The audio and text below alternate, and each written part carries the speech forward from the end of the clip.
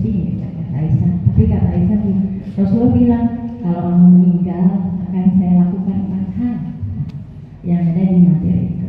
Ya, kalau ada yang meninggal, saya akan melakukan 4 hal. Apa Bu? Memandikan, mengkafani, menyolatkan, dan menguburkan. Jadi itu urutan itu ngambilnya dari sebuah hadis. Jadi riwayat Aisyah ketika pergi bersama Rasulullah. Ya. Kalau kita lihat di materi yang saya berikan. Nah, sekarang kita mulai ya. Misalnya ada yang meninggal nih. Innalillahi wa inna ilaihi raji'un.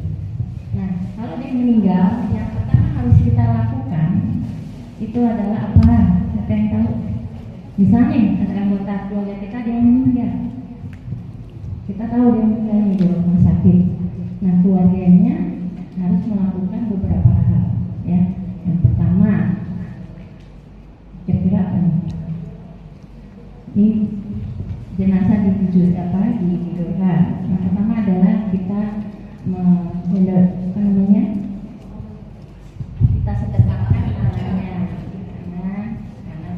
Ya, kemudian matanya itu kita pejam, karena nyawa dicabut itu dari kaki terus sampai atas kan sampai tenggorokan tadi ya, kalau sampai nyawa di sini.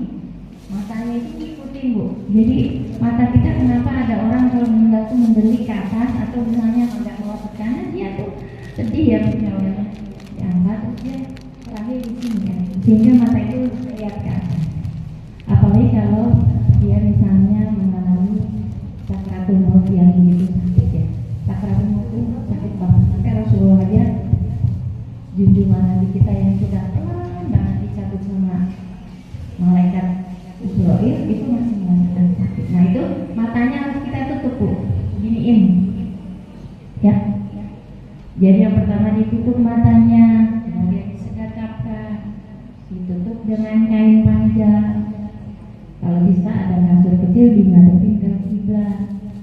Lalu pakaiannya kalau memang bisa kita copot gitu ya, supaya nanti di tempat memandikannya nggak terlalu sulit. Tapi kalau emang kita datang nih, saya pernah datang nih udah aku baju belum copot nggak paham, ya sudah nanti saya gunting di tempat pemandian saya gunting.